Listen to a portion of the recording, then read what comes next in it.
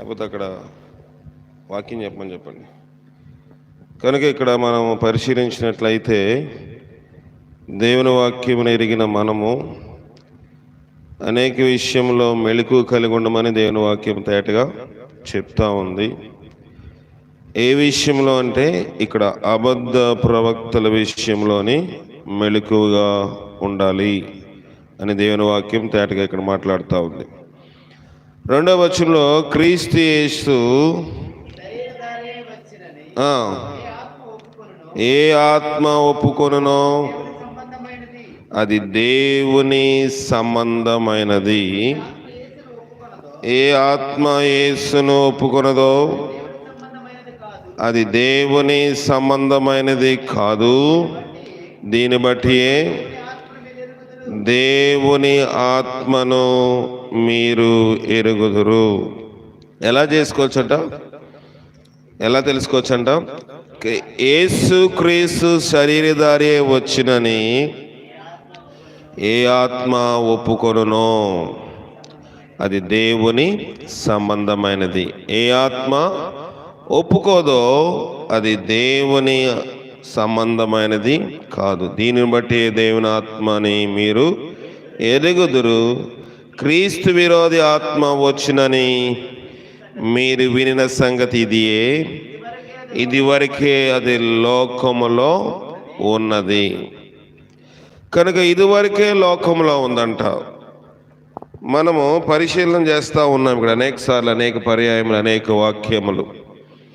ఇదివరకే క్రీస్తు విరోధమైన ఆత్మ ఈ లోకములో ఉన్నది. దేవుని యొక్క యేసుక్రీస్తు వారు ఆత్మ సంబంధముగా ఆగితే వదిలేసాను, కూర్చుని పో, పర్లేదు. ఇంక మనం ఇక్కడ పరిశీలించినట్లయితే యేసుక్రీస్తు శరీరధారి వచ్చిన ఏ ఆత్మ ఒప్పుకొనదో అది దేవుని సంబంధమైనది. ఏ ఆత్మ యేసును ఒప్పుకొనదో అది దేవుని సంబంధమైనది కాదు. కూర్చో. కనుక దీనిని బట్టి దేవుని ఆత్మను మీరు ఎరుగుదురు. క్రీస్తు విరోధి ఆత్మ వచ్చినని మీరు వినిన సంగతి ఇది. ఇదివరకే ఇది లోకంలోనికి వచ్చి ఉన్నది. కనుక కొన్నిసార్లు మనము ఎక్కడ మడతాడికి వెళ్ళి ప్రార్థన చేయించుకుంటాం. అనేక సార్లు చెప్తున్నాను, అయినా సరే చాలాసార్లు అది రిపీట్ అవుతూ ఉంది. మీ దగ్గర అనేక మంది దగ్గర రిపీట్ అవుతూ ఉంది. ఏంటంటే ఏ సేవకుడి దగ్గరికి ఆ సేవకుడి దగ్గరికి వెళ్ళి మనం ప్రార్థన చేయించుకోకూడదు. ఆయా ఆత్మలు దేవుని సంబంధమైనవో కావో మనము తెలుసుకోవాలి. ఎందుకు చేయించుకోకూడదంటే దానికి నేను ఒక హాస్పిటల్ని ఉదాహరణగా చెప్పాను. హాస్పిటల్ ఉదాహరణ ఏంటంటే, హాస్పిటల్లోని ఒక ఆపరేషన్ చేయాలి. ఆపరేషన్ చేసినప్పుడు ఖచ్చితంగా ఇద్దరు డాక్టర్లు ఉంటారు, లేకపోతే మించే ఉంటారు, కానీ ఇద్దరికి తక్కువ ఉండరు. ఎందుకంటే ఖచ్చితంగా ఎనస్థీషియా మత్తు ఇచ్చే డాక్టరు ఉంటారు. ఇప్పుడు నేను మత్తు ఇంకో డాక్టర్ దగ్గర చేయించుకుని మీ దగ్గరకు వచ్చి నేను ఆపరేషన్ చేయించుకుంటానంటే ఒప్పుకుంటారా? చెప్పండి. ఈ డాక్టర్కి ఏ డాక్టర్ అయితే సరిపడతాడో ఆ డాక్టర్నే మత్తు ఇవ్వడానికి ఆపరేషన్ చేసే డాక్టర్ పిలుస్తాడు. అలాగే అంటే వారి ఇద్దరు చేసే పద్ధతి కలుస్తుంది. అంతేనా? ఏం మాడతారు? డాక్టర్ని పిలవరు, దాన్ని రెఫరెన్స్ అంటారు. ఫలానా డాక్టరు మత్తు ఇస్తారమ్మా, నీకు ఇస్తారయ్యా, దానికి ఎంత ఖర్చు అవుతుంది, ఆపరేషన్ నేను చేస్తానని అవన్నీ డేటాలోని సంతకాలు తీసుకుంటారు. ఇది వైద్యునితో ఎందుకు సంబంధం చేస్తున్నానంటే, ఇది ఆత్మ సంబంధమైన వ్యాధి. ఏది మనకున్నది శరీర సంబంధమైన వ్యాధి డాక్టరు బాగు చేస్తాడు. ఆయన పాస్టరే కదండి, మనము పాస్టర్ అంటే ఇన్ని సంఘాలు ఏర్పడవలసి వచ్చుండేది కాదు.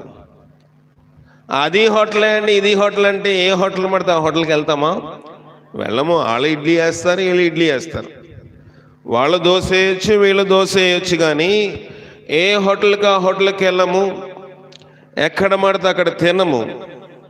కొంతమంది ఎక్కడ పడితే అక్కడ తింటారు, వాళ్ళకు ఒక నియమ నిబంధన లేదు. ఎక్కడైతేనే ఆకలి తీరాలనుకుంటారు, ఆకలి తీరచ్చు, కానీ తర్వాత అనేకమైన రోగములు వస్తాయి. కొంతమంది ఖచ్చితంగా ఈ హోటల్లోనే తినాలంటే ఒకటి రుచి, రెండోది పరిశుభ్రత, దాంట్లోనే వాళ్ళు వాడే ఏంటవి ఆహార పదార్థముల యొక్క తేడాను గమనించి ఏది ఆరోగ్యానికి శ్రేయస్కరమో హోటల్లోకి వెళ్ళి తింటారు. బయట భోజనం సాధారణంగా చాలామంది చేయరు. ఇక్కడ మనం పరిశీలించినట్లయితే, ఇక్కడ మనము లోతుగా దేవుని వాక్యమును చూసినట్లయితే, దేవుని వాక్యము ఒక పరిశీలనాత్మకమైనది.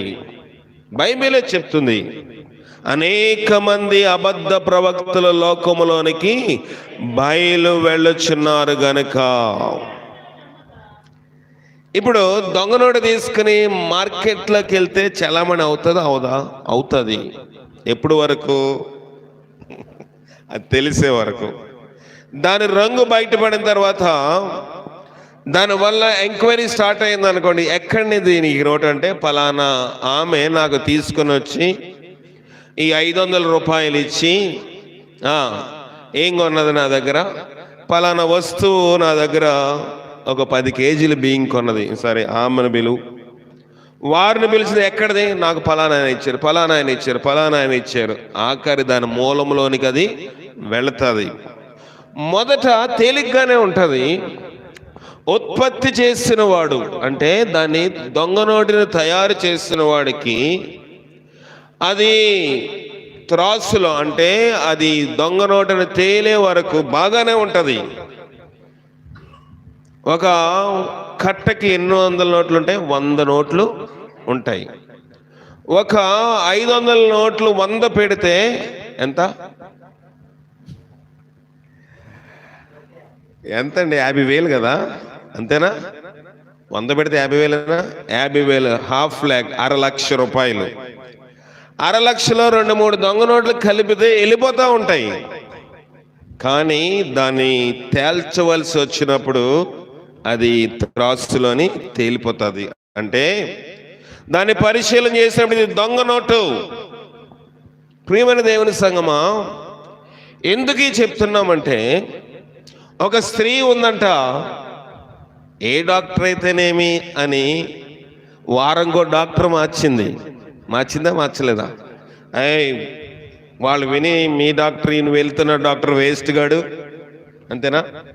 వాడు ఒక వేస్ట్ ఫెలో, ఆ డాక్టర్ దగ్గరికి ఎందుకు వెళ్ళావు, నువ్వు ఈ డాక్టర్ దగ్గరికి వెళ్ళవలసింది కదంటే, వెంటనే రోగము తగ్గలేదు కనుక డాక్టర్ని మార్చేసింది. మార్చుకుంటూ పోతూ ఉంటే అందరూ ఉట్టినే వైద్యం చేశారా? తనకున్నదంతయు వ్యయము చేసుకుంది. అందరూ డబ్బును ఆశించే ఆమెకి ఏం చేశారు? వైద్యము చేశారు. ఆశించకుండా వైద్యము ఎవరు చేయలేదు కనుక అనేక వైద్యుల దగ్గరికి వెళ్ళి తనకున్నదంతయు ఏం చేసుకుని మరింత సంకటపడిన. జబ్బు ఎక్కువైంది కానీ తగ్గలేదు.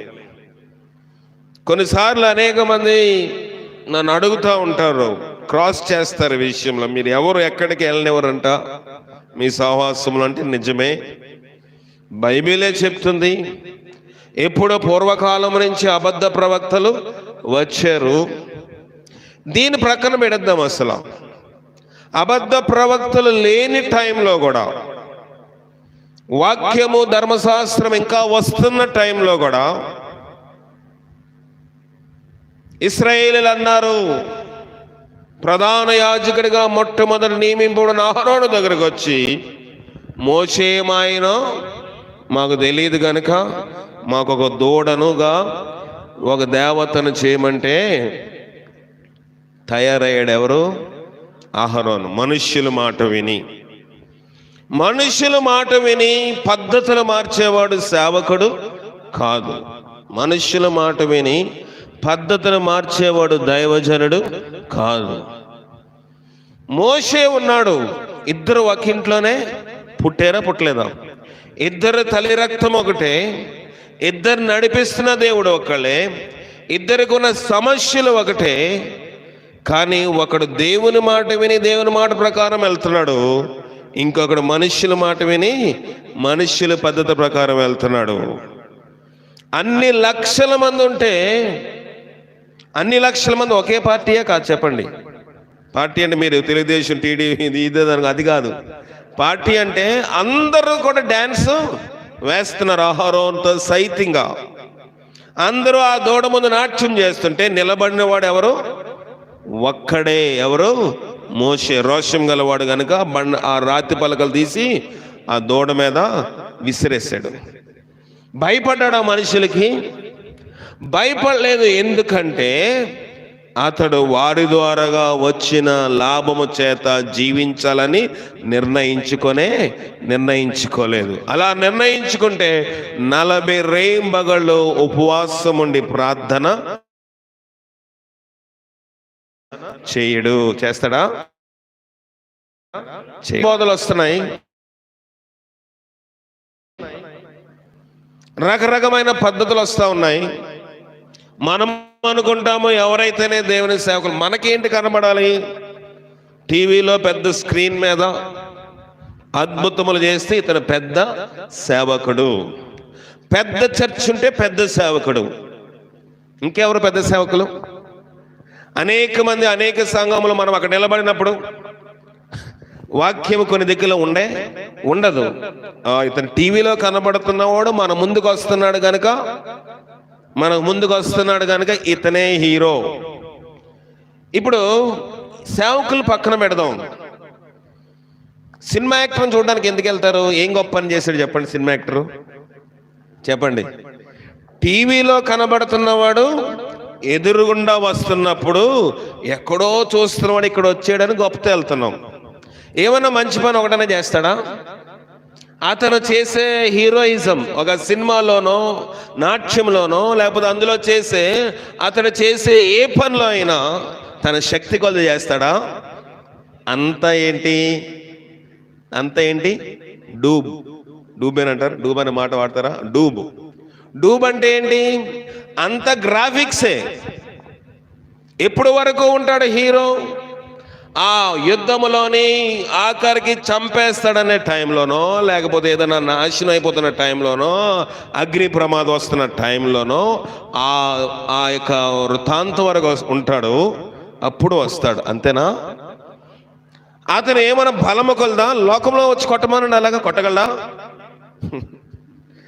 మనకన్నా ముందు పారిపోతాడు. అక్కడ చెమట వచ్చినట్లుగా వాళ్ళ నటన చేస్తున్నారు. ఆ నటన చూసి నువ్వు హీరో అనుకుంటున్నావు. అంతేనా? నటనకి నువ్వు ఇచ్చే ప్రాధాన్యత అది. నిజంగా హీరోకి ఎవడో చూడడానికి వెళ్ళడు. ఎవడో బావిలో పడిపోయాడు, దూకాడు, తీసాడు, చాలా మంచి పని చేసేవారా అని కొంచెంసేపు ఏదో సోడా తాగరా అని 10 రూపాయలు ఇచ్చి పంపిస్తాం. అదే పనికిమాలోడు తీసిన సినిమా, ఒక పనికిమాల వ్యక్తి తీసిన సినిమాని క్యూలో నిలబడి టికెట్ తీసుకుని కోసేసుకుని చింపేసుకుని నానా రభస చేసి ఒక పెద్ద బ్యానర్ వేస్తారు సినిమా విడుదలని.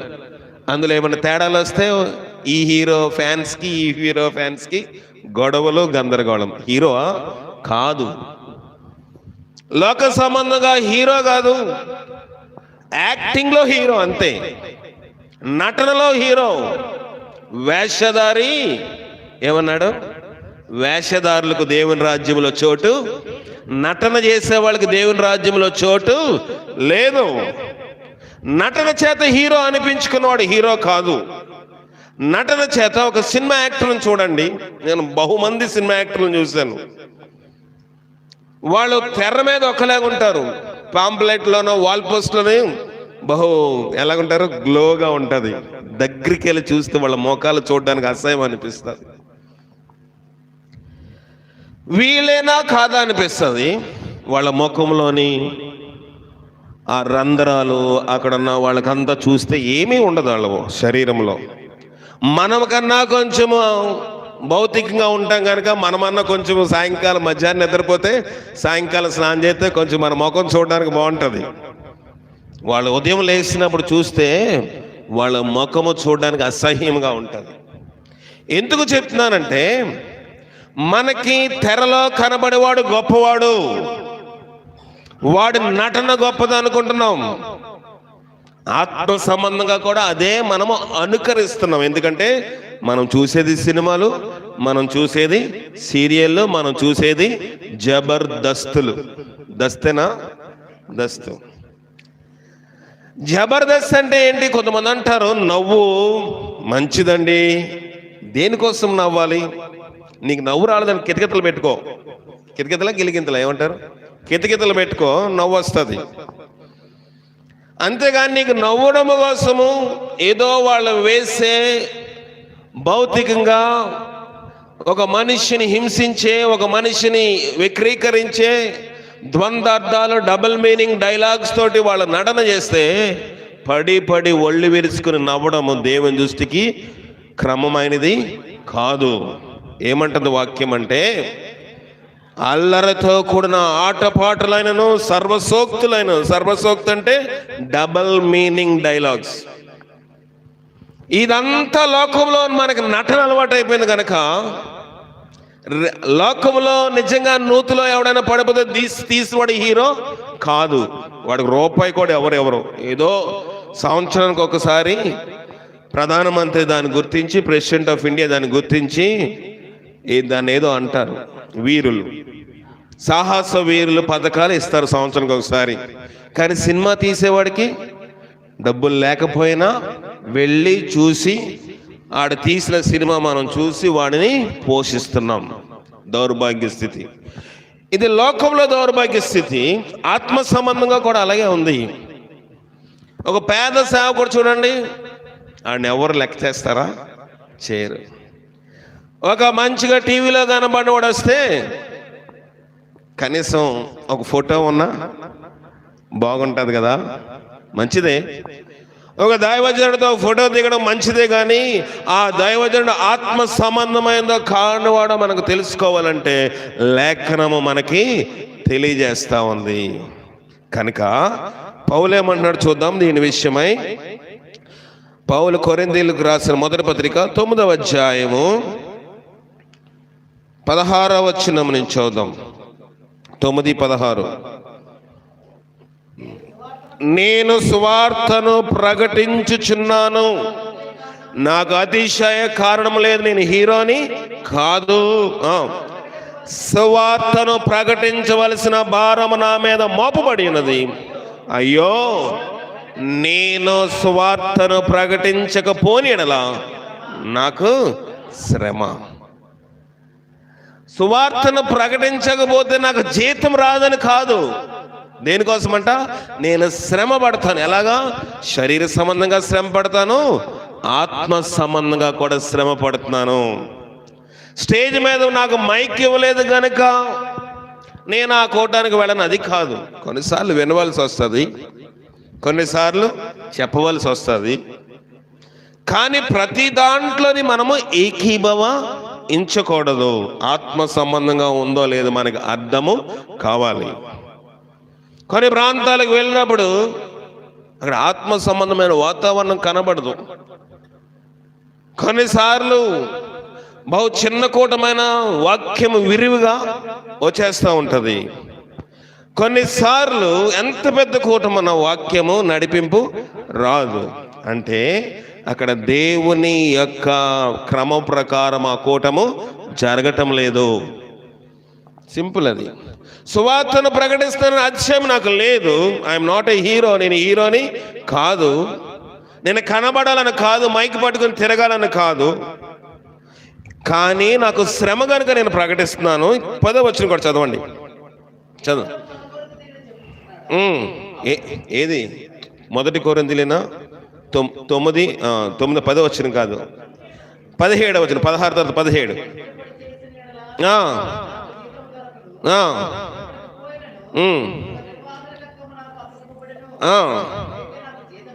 అట్లయితే నాకు జీతమేమి? సువార్తను బట్టి నాకున్న అధికారము పూర్ణ వినియోగపరచు కొనకుండా సువార్తను ఉచితంగా ప్రకటించుటే నా జీతం. సువార్తను ఎలా ప్రకటించాలంట? ఉచితంగా ప్రకటించితేనే అది జీతం అంట. కొంతమంది ఉంటారు, నాకు తెలుసు చాలామంది, దాదాపుగా ఒక 10,000 మంది సువార్తకులు నాకు తెలుసు. నాకు వ్యక్తిగత సంబంధాలు చాలామందితో ఉంటాయి, కానీ అందరితో నేను మాట్లాడను, కొంతమందితో మాట్లాడతాను. ఫలానా సువార్తకుని తీసుకొస్తే ఎంత అని అడిగితే, ఒకసారి నేను ఆయన వాక్యము బాగుందని అడిగితే, ఒక ప్రసంగానికి 50,000 ఇస్తేనే వస్తారు. ప్రసంగానికి 50,000. ఆయన ఎక్కడి నుంచి వస్తున్నాడో అక్కడ దారి ఖర్చులు ఇవ్వాలి. ఎన్ని రోజులు ఉంటే అన్ని రోజులు ఒక స్టార్ హోటల్లో భోజనము వసతి కల్పించాలి. దాదాపుగా ఆయన ఖర్చే 2-3 లక్షలు అవుతుంది అన్నారు. అంటే నిజమైన బోధకుడా అబద్ధ బోధకుడా?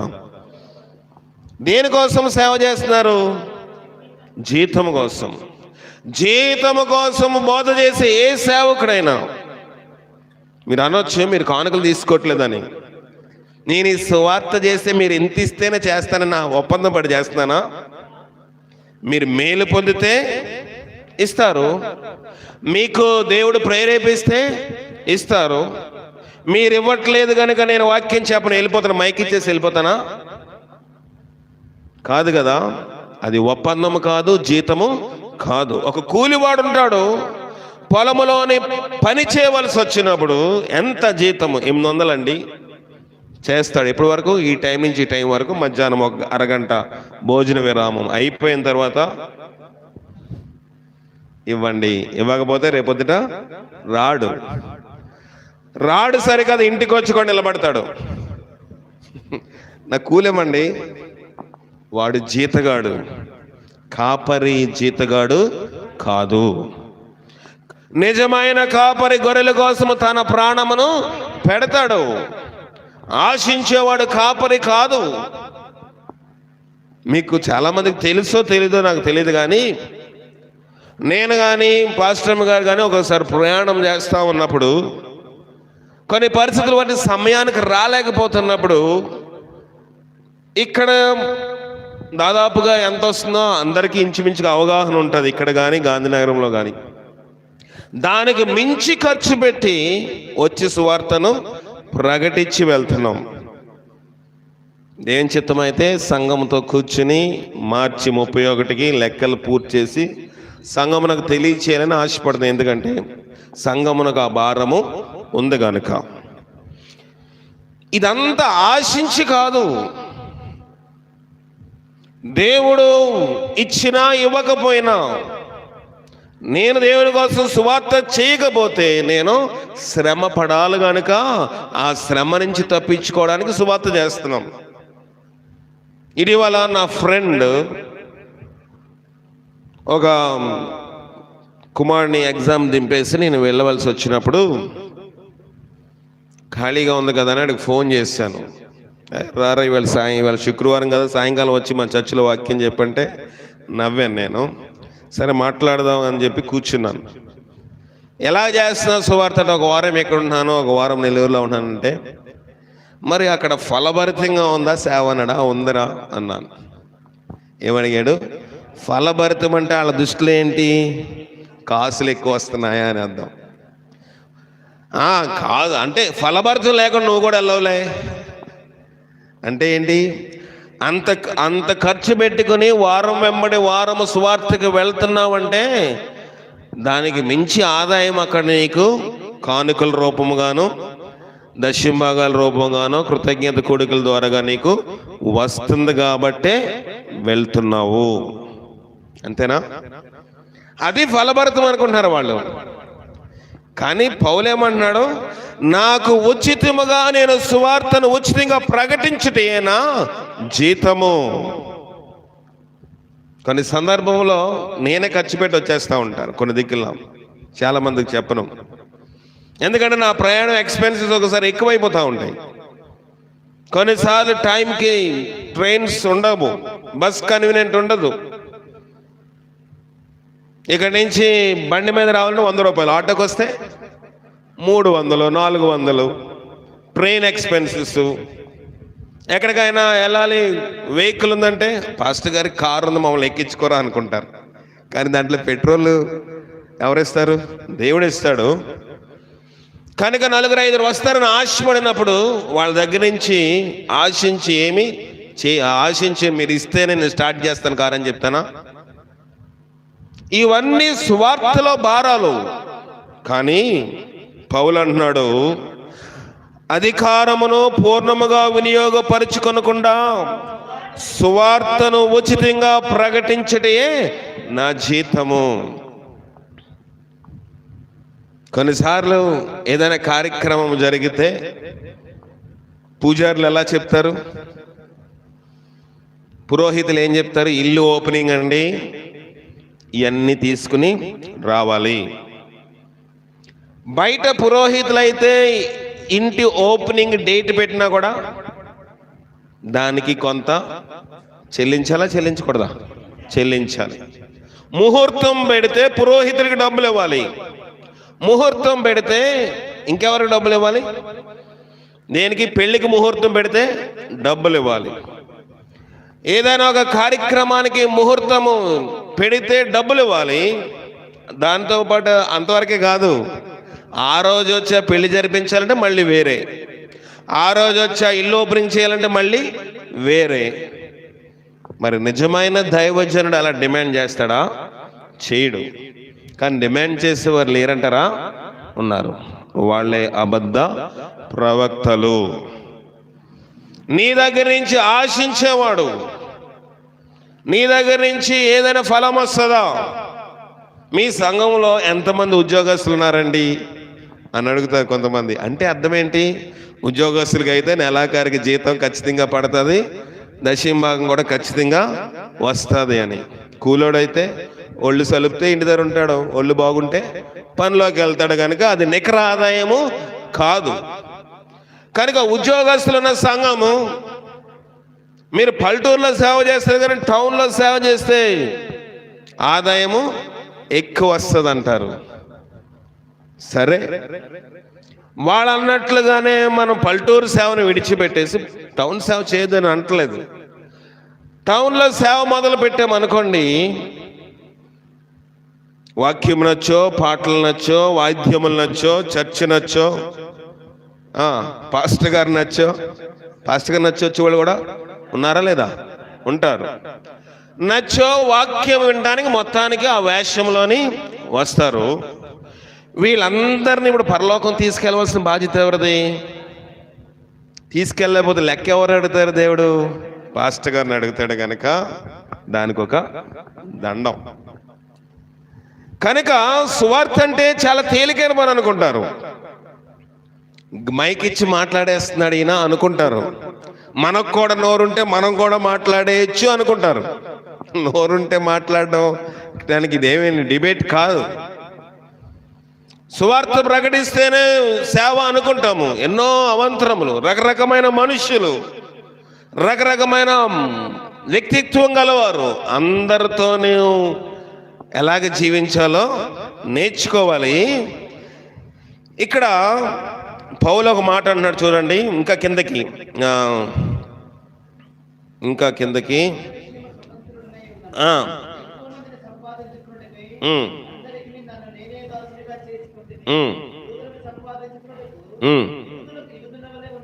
యూదుడకు యూదుల వలె ఉంటుంది, ధర్మశాస్త్రములకు లోబడిన వాడికి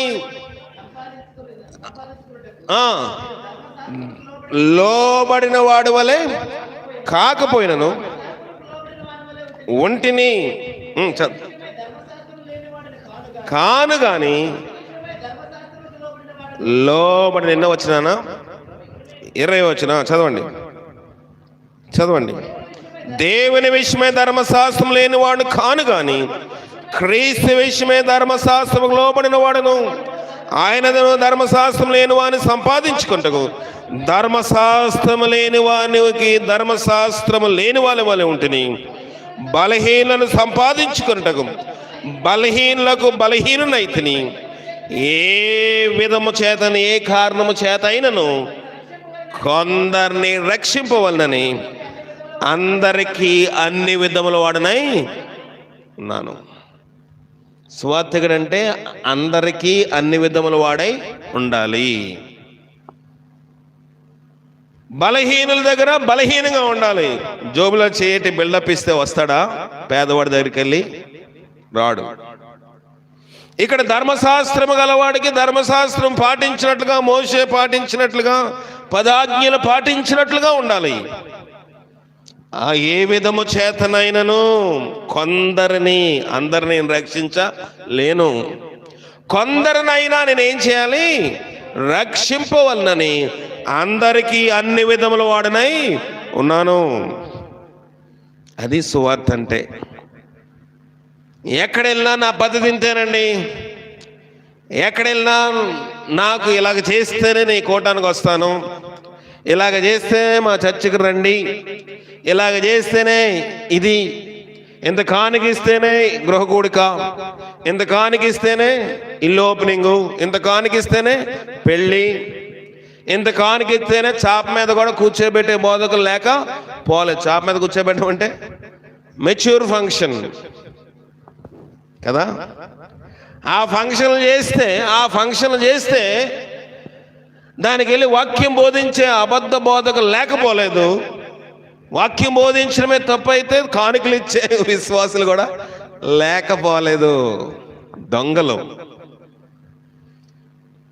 కదా. డబ్బు మనిషి నోరు మోయించేస్తుంది, అంతేనా? సత్యమును ప్రకటించకుండా డబ్బు మనిషి నోరు మోయిస్తా ఉంది. కనుక అందరికీ అన్ని విధములంటే లోతులోనికి వెళ్ళిన దేవుని చిత్తమైతే శనివారం ఉపవాస ప్రార్థనలో చెప్తాను. అందరికీ అన్ని విధముల వాడనైతిని. ఉదయకాలము ఏం చేసాము చెప్పండి, ముగించేస్తాను. ఉదయకాలం ఏం చేసాము? పుట్టినరోజు చేసాము.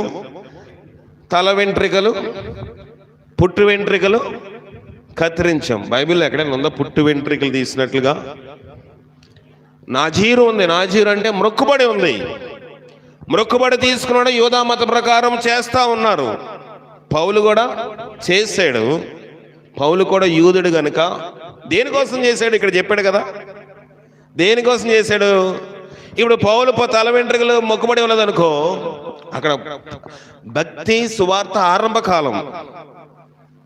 భక్తి సువార్త ఆరంభకాలం ఎలాగుందంటే, నేను లోతులోకి వెళ్ళాను ఎందుకంటే టైం అయిపోయింది, లైవ్ వల్ల మనకు కొంత డిస్టర్బెన్స్ అయిపోయింది. భక్తి సువార్త ఆరంభకాలం ఎలాగుందంటే, యేసుప్రభు సువార్త వేరుగా ఉంది. ధర్మశాస్త్రంలోని ప్రధాన యాజకులు, శాస్త్రులు, సద్దుకాయలు, ఫరిసీయులకు బోధ వేరుగా ఉంది. వాళ్ళందరికీ భిన్నంగా వెళ్ళిపోతున్నాడు. ఎవరు? పౌలు.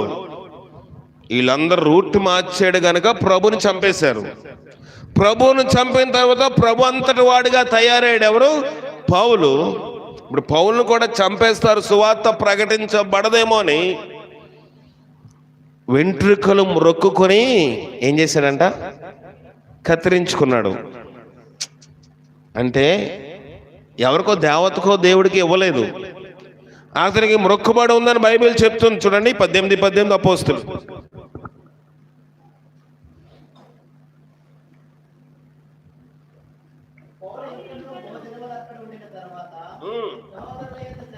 సహోదరుల యొద్ద సెలవు తీసుకున్నాడు. తనకు మొక్కుబడి ఉన్నందున కంక్రియలో తల వెంట్రుకలు కత్తిరించుకుని వాడయ్యకి ఎక్కడికి వెళ్ళాడు? సిరియాకి వెళ్ళాడు. ఎవరి దగ్గర సెలవు తీసుకున్నాడు అంటే అర్థం ఏంటి? ఇది నేను చేయకూడదు కానీ మొక్కుబడి ఉన్నట్లుగా ఉన్నాను. ఇక్కడే చెప్పాడు కదా, ఏమన్నాడు? అందరికీ అందరి వాడిగా ఉంటున్నాను, ఎందుకంటే కొందరినైనా రక్షించాలి, కొందరినైనా దేవుని రాజ్యంలో చేర్చాలి. హృదయపూర్వకంగా చేసింది కాదు, నేను స్వతంత్రం గలవాడిని, ఏదైనా చేయొచ్చు దేవుని బట్టి నేను, కానీ అది కేవలం రక్షణ విషయమై చేస్తా ఉన్నాను. అపోస్తలుకి పౌలు కూడా పెద్దలకు సలహా ఇచ్చారు. అపోస్తలుల 21వ అధ్యాయంలో ఉంటుంది చూడండి. అపోస్తలుల 21:23 చదువు, నేను ముగించేస్తాను. అపోస్తలుల 21:23. కాబట్టి మేము నీకు చెప్పినట్లు చేయము. ఎవరు చెప్తున్నారు? పౌలుకి సంఘం పెద్దలు చెప్తున్నారు. మొక్కుబడి ఉన్న 4 మనుష్యులు మన యొద్ద ఉన్నారు. నువ్వు వాళ్ళని ఎంట పెట్టుకుని పోయి వారితో కూడా ఏం చేయాలంట? శుద్ధి చేసుకుని వారికి క్షౌరము చేయించుటకు ఏం చేయాలంట? వారి కయ్యడి తగులుబడి అంటే ఖర్చు పెట్టుకోమంటున్నాడు. వాళ్ళు సారం చేయించుకోవాలి. అక్కడికి వెళ్ళి మొక్కుబడి ఉంది కనుక మంగళవారం డబ్బులు ఇవ్వాలి కదా. ఆ ఖర్చు ఎవరు పెట్టుకోమంటున్నారు? పౌలుని పెట్టుకోమంటున్నారు. ఎందుకు? చదవడానికి ఎందుకు? ఇందును గురించి అప్పుడు నిన్ను గూర్చి ఎవరు యూదులు నిన్ను గూర్చిన వర్తమానం వినినది నిజము కాదని నీవును ధర్మశాస్త్రము గైకొని యథావిధిగా నడుచుకున్నావని తెలుసుకోవడానికి ఈ వేషము వేయమంటున్నాడు. అంటే వేషం కాదు. పౌలు అయిపోయింది. ఇప్పుడు 4 మనుషులు ఉన్నారు మొక్కుబడి చేసుకున్న వాళ్ళు. వాళ్ళకి వెళ్ళి అక్కడికి వెళ్ళి దేవాలయం దగ్గర మొక్కుబడి తీసుకుంటారు కదా, దానికి అయ్యే ఖర్చులు పెట్టుకోయా. వాళ్ళకి ఇచ్చినప్పుడు నువ్వు ఇచ్చినప్పుడు ధర్మశాస్త్రంలో అక్కడ రాసుకుంటారు కదా, ఇది ఎవరు పే చేశారు? పౌలు పే చేశారు. పౌలు ధర్మశాస్త్రం లోబట్టలేదు కదా, యేసు ప్రభునే కదా వెంబడిస్తున్నాడు అని వాళ్ళు కొంచెం ఆలోచనలోని పడతారు. కనుక పౌలు గురించి యూదా మత పెద్దలు ఆలోచిస్తుంది రాంగ్ అని దీని ద్వారా ఒక సిగ్నల్, ఒక సంకేతం నువ్వు లోకానికి తెలియచేయడం కోసం ఇలాగ చేయమన్నారు. ఇప్పుడు దీన్ని పట్టుకుని మొక్కుబడి చెయ్యొచ్చు, 3 కత్తిరింపులు వేయొచ్చు, మేనమామ రావాలి, కొత్త గుడ్లు లేకపోతే టవలు తీసుకురావాలి, అదేమి లేదే. ఇది పుట్టెంటికలు. పోనీ ఇదే కరెక్ట్ అని కొంచెంసేపు అనుకుందాం. ఇది పుట్టెంటికలా? కాదు కదా. మొక్కుబడి వేరు, పుట్టెంటికలు తీయడము వేరు. పుట్టెంటికలు తీయొద్దని నేను చెప్పడం లేదు. పుట్టెంటికలు తీస్తే మళ్ళీ మన నెత్తి మీద వెంట్రికలు బాగా లెవెల్గా పెరుగుతాయి, ఒక లెవెల్గా ఒక ప్రొసీజర్లో పెరుగుతాయి. ఎందుకంటే పుట్టినప్పుడు ఒక్కొక్కసారి ఒక్కొక్క ఎంట్రిక మొలుస్తుంది. కానీ అన్ని ఒకసారి తీసేస్తే అన్ని ఒకసారి వస్తాయి. కనుక పుట్టెంట్రికల కార్యక్రమం వేరు, ఇక్కడ పౌలు చేస్తున్న కార్యక్రమం వేరు. దేనికోసం చేశాడో పౌలు తేటగా చెప్తున్నాడు. అందరు వాడు వాళ్ళే ఉండటానికి ఇలా చేశాను కానీ నేను శరీర సంబంధంగా అవి చెయ్యాలని కాదు. కనుక పాత నిబంధనలో కూడా సంసోను వెంట్రుకలు తీసుకున్నాడు. పుట్టెంట్రుకలు అంటే ఎన్నో నెలలు చెప్తారు మన పద్ధతి ప్రకారము? 11 నెల 6 నెల 9, సరే ఏదో మీ సంఖ్య ఏదో ఉందో ఆ సంఖ్యలో తీస్తారు. ఆ నెలలో తీసాడా? ఆ నెలలో గీకించిందా ఢిల్లీలా? ఎప్పుడు పాపములో మునిగిపోయాడు గనుక దేవుడు శారము చేయొద్దని ఖచ్చితంగా ఎవరికి చెప్పాడు? తల్లికి ముందుగానే చెప్పాడు. తల్లి చెప్పిన మాట సంసోను వెనక దెలీలా అనే వేశ్యవాళ్ళలో పడుకొని శారం చేయించుకుంటే తిరగలిసిరాడు. భయంకరమైన వెట్టి చాకరి పనులు చేయవలసి వచ్చింది. ఆఖరి దినంలో పశ్చాత్తాపడ్డాడు గనుక వెంట్రుకలు మొలవడానికి దేవుడు మళ్ళీ అధికారము ఇచ్చాడు. కానీ తల వెంట్రుకలు గీకడం వల్ల వెంట్రుకలు మొలవలేదు అక్కడ. అంతేనా? ప్రభుని అడిగాడా అడగలేదా? ప్రభా నాకు మళ్ళీ వెంట్రుకలు కావాలి, నేను శారం మొక్కుబడి చేశాడా? ఢిల్లీలోకి ఇచ్చాడు మొక్కుబడి. వేషతో జీవిస్తున్నాడు కనుక మొక్కుబడి ఇచ్చాడు కాదు.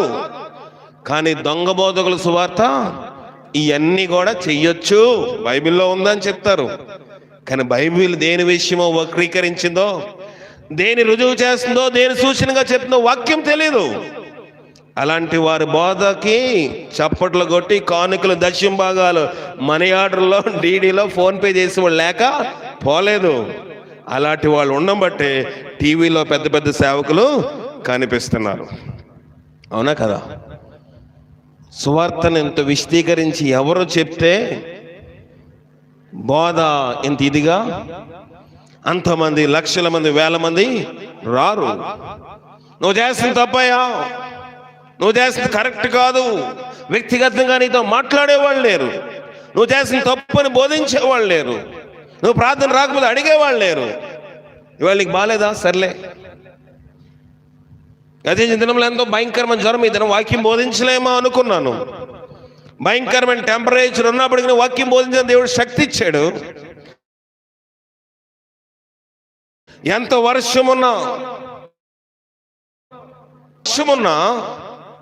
అక్కడి నుంచి ఆడ మనిషి అయిన దైవజనరాలు అక్కడికి వెళ్ళి ఆ వాక్యము నడిపించడానికి వెళ్ళి తీరింది. ఎందుకంటే వాక్యం లైవ్లో వస్తాగా చూసుకోవచ్చు కదా, ఏమో లైవ్ ఇంటరాక్ట్ అవ్వచ్చు, లైవ్ కనెక్ట్ అవ్వచ్చు, అవ్వకపోవచ్చు. సువార్తను ప్రకటించకపోతే శాపము, నష్టము కనుక బోధించడానికి వెళ్తున్నాం. కానీ మీరు ఇక్కడ చూడండి, ఎంతమంది తక్కువ మంది ఉన్నారు. మిగతా వాళ్ళందరూ ఆదివారం భక్తులే. భోజనం అయితే వస్తాం, క్షమించాలి నన్ను ఈ మాటలు వాడుతున్నందుకు. విందులు, పార్టీలకి, పబ్బాలకైతే వస్తాం, రావద్దని అంటలేదు. కార్యక్రమాలకు రావాలి, గృహకోడికలకి, పెళ్ళిళ్ళకి, అన్నిటికీ రావాలి. ఆ కార్యక్రమాలకైతే ఎక్కువ మంది ఉంటాము. బుధవారం, శనివారం వేళ్ళ మీద లెక్కెట్టేయచ్చు. అది కాదు భక్తి. అన్నిటిలోనూ ఇప్పుడు ఏమన్నా పౌలు అందరికీ అందరి వాడినై ఉన్నాడు. అన్ని కార్యక్రమాల్లో మనకు కనపడాలి. సంఘము నమ్ముకున్న ప్రతి ఒక్కరు కూడా అన్ని కార్యక్రమాలు మనకు కనబడాలి. కానీ మన భక్తి ఎలాగుంటుంది చెప్పండి? వర్షం వస్తే మానేస్తాము, ఎండ ఎక్కువైతే మానేస్తాము, కరెంట్ లేకపోతే స్నానానికి మోటార్లో నీళ్ళు వేయలేదు కనుక ప్రార్థన మానేస్తాము. భక్తి కాదు. అలాంటి భక్తి ఎంతకాలం చేసినా ఫలభరితం ఉండదు. చెప్పాలి నేను దైవజనుడిగా, లేకపోతే తీర్పు నా మీద ఉంటుంది. ఎందుకు చేస్తున్నాం? ఫలములు వస్తాయనో, దశమాగాలు వస్తాయనో, కానుకలు వస్తాయనో, చందాలు వస్తాయనో, మనుషులు మెప్పు కోసం ఈ సువార్త చేయట్లేదు. దేవునికి లెక్కప్ప చెప్పాలి గనక దేవుడు అప్పగించాడు గనక దేవుడు అన్నాడు, నేను మళ్ళా వచ్చినప్పుడు నేను జీతం నీకు అన్నాడా? ఏ ఉపమానంలో? మంచి సమరయుడు ఉపమానంలో, ఇదిగో 2 దేనారములు తీసుకో, ఇతను ఇంకా ఏమైనా ఖర్చు చేస్తే నేను మళ్ళా వచ్చినప్పుడు ఇస్తాను. వీళ్ళ దగ్గర ఏం తీసుకోవద్దులే, నేను ఇచ్చాను కదా, నేను ఇచ్చిందే నువ్వు తీసుకో, నేను మళ్ళా వచ్చినప్పుడు ఇస్తాను. ఎంత ఇస్తాడో చెప్పాడా? చెప్పలేదు. ఎప్పుడు వస్తాడో చెప్పాడా? అప్పుడు వరకు వెయిట్ చేసి ఉండాలి. అది నిజమైన సేవ, నిజమైన వాక్య విధానము. కనుక మనము గ్రహించుకుందాము, దేవుని సత్యంలో ఎదుగుదాము, దేవుని వాక్య ప్రకారం మనము ఆ బోధ వల్ల మనం శరీర సంబంధంగా ఆశీర్వదించబడతాము, ఆత్మ సంబంధంగా కూడా ఆశీర్వదించబడతాం. నేను 1 కిలోమీటర్ల దూరం నుంచి ఇక్కడికి వచ్చాను, ప్రయాణం చేసి ఇక్కడికి వచ్చాను. తక్కువ మందే ఉన్నారు. ఇక్కడ పక్క వాళ్ళు చక్క దుప్పడ ముసుకేసి ఇంటి దగ్గర పడుకున్నారు. దేవుడు లెక్క అడుగుతాడా? నన్ను అడుగుతాడా? నేను వచ్చాను కనుక నన్ను లెక్క అడగడు. మీరు రాలేదు కనుక మిమ్మల్ని దేవుడు లెక్క అడుగుతాడు. అక్కడ దైవజనం ఎంతో దూరం నుంచి వెళ్ళి అక్కడ సువార్త కోసం అక్కడ నిలబడతా ఉంది ఒక ఆడ మనిషి. అక్కడ ఎవరో ఒకరు చూసుకోరు, లైవ్ వస్తుంది బాబు, ఇంటర్నెట్ కనెక్షన్ దా చూసుకోండి, వేళకి ఏదో కానిచ్చేయండి, కానివ్వరా, వెళ్ళిపోద్ది సువార్త. కానీ దేవునికి లెక్క చెప్పాలి కనుక దైవజనులు అక్కడ కూర్చుని వాక్యం నడిపిస్తూ ఉంది. ఊర్లోనే ఉండి రాలేని వారు అనేక మంది ఉన్నారు. చూస్తూ ఉన్నాను, కెమెరా చాలా తక్కువ మంది కనబడతా ఉన్నారు. కొంచెం వర్షం వస్తే ప్రార్థన మానేసే పరిస్థితి నిజంగా భయంకరము. 1 నిమిషం లేట్ అయితేనే నా ప్రాణం కొట్టుకుంటూ ఉంటుంది. లేట్ అయిపోయింది టిఫిన్ కూడా చేయను. కొన్నిసార్లు నిమిషం లేట్ అవుతుందని టిఫిన్ కూడా మానేసి పరగడుపునొచ్చి వాక్యం బోధించిన రోజులు ఎన్ని రోజులు ఉన్నాయి. నేను ఇప్పుడే కాదు, నేను పెళ్లి కాకముందు అలాగే ఉన్నాను, పెళ్ళి అయిన తర్వాత కూడా అలాగే ఉన్నాను, ఇప్పటికీ అలాగే ఉంటున్నాను. నేను టిఫిన్ కోసము ప్రార్థనకి నిమిషం లేటుగా వెళ్ళలేను. కొన్నిసార్లు స్నానం చేసేటప్పుడు కూడా మొత్తమే ముఖానికి మరకే సోప్ పెట్టుకుని ఒట్టి మీద ఉట్టి నీళ్ళు వేసుకుని 2 నిమిషాలు రెడీ అయ్యి వచ్చేస్తూ ఉంటాను. దేనికోసము? నా స్నానము కోసము. నేను దేవుని సంధికి నిమిషము కూడా లేటుగా వెళ్ళకూడదు. ఇది నా వాంఛ. ఇది దేవుడు నేర్పిస్తున్న పాఠము. కనుక మనం ఎలాంటి పాఠాలు నేర్చుకుంటున్నామో గ్రహింపు కలిగి ఉన్నట్లుగా పరిశుద్ధాత్మ శక్తి మనకు సహాయం చేసి కాపాడు. ప్రార్థన చేసుకుందాం. జన్మకు ప్రార్థన.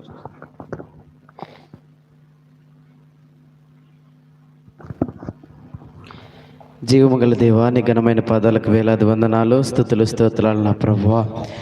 ఈ రాత్రికాల సమయంలో మీరు సేవకుల ద్వారా మాతో మాట్లాడి ఉన్నారు. అబద్ధ ప్రవక్తల లోకంలోనికి వచ్చి ఉన్నారని చెప్తున్నావు ప్రభువా. బయలు వెళ్ళినట్టుగా మీరు వాక్యంలో సెలవిస్తా ఉన్నారు తండ్రి.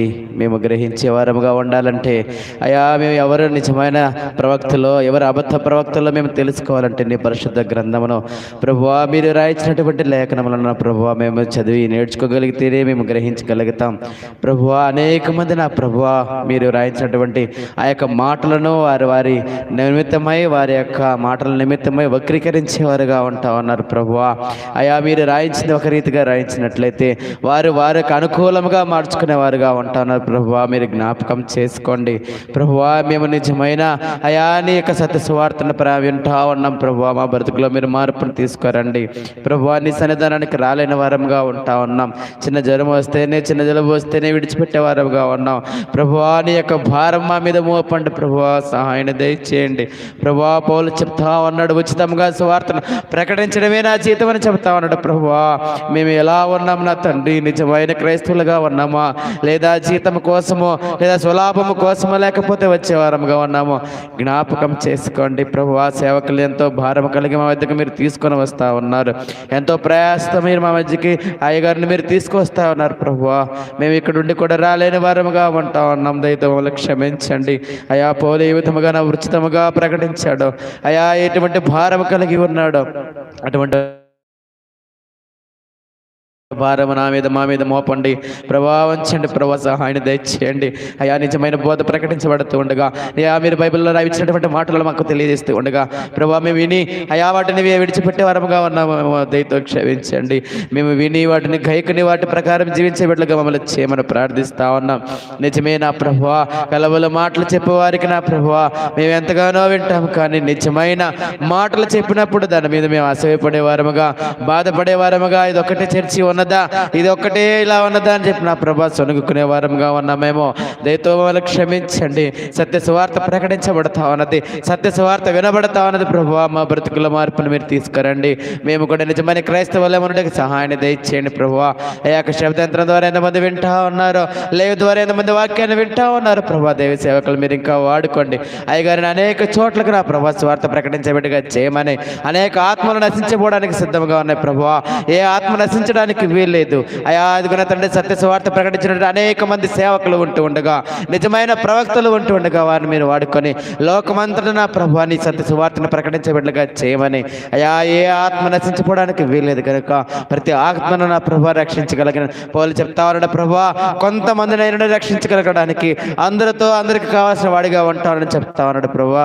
మీ బిడ్డలు జ్ఞాపకం చేసుకుని సేవకులు మీ చేతులకు అప్పగిస్తా ఉన్నాం ప్రభువా. మీరు కృపలో భద్రపరిచి అనేక చోట్ల సువార్త ప్రకటించే బిడ్డలుగా అయా మాకు కూడా నా ప్రభా అనేక మందికి సువార్త ప్రకటించే గొప్ప భాగ్యాన్ని మాకు దయచేయమని యేసయ్య పరిశుద్ధ నామములో ప్రార్థన చేసి అడిగి వేడుకొనుచున్నాం తండ్రి.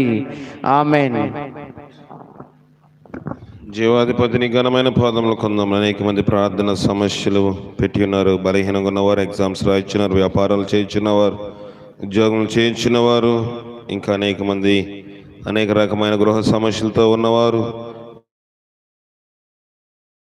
వివాహముల కోసం ఎదురు చూస్తూ ఉన్నారు, గర్భం కోసం ఎదురు చూస్తూ ఉన్నారు, ప్రసవం కోసం ఎదురు చూస్తున్నారు. అందరూ కూడా మీరు జ్ఞాపకం చేసుకుని ఆశాకామని కార్యములు తలపెట్టి బలపరచమని, మన వాక్యమును బట్టి ప్రతి ఒక్కరు ఎవరి స్థితిలో ఉన్నాం పరీక్షించుకునే భాగ్యం అందరికీ దయచేయమని మా ప్రభును రక్షకుడైన క్రీస్తు ద్వారా అడిగి వేడుకొనుచున్నాం పరమ తండ్రి.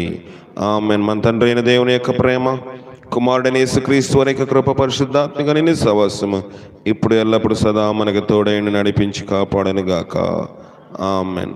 అందరికీ వందనాలు. సెలవు తీసుకుందాం.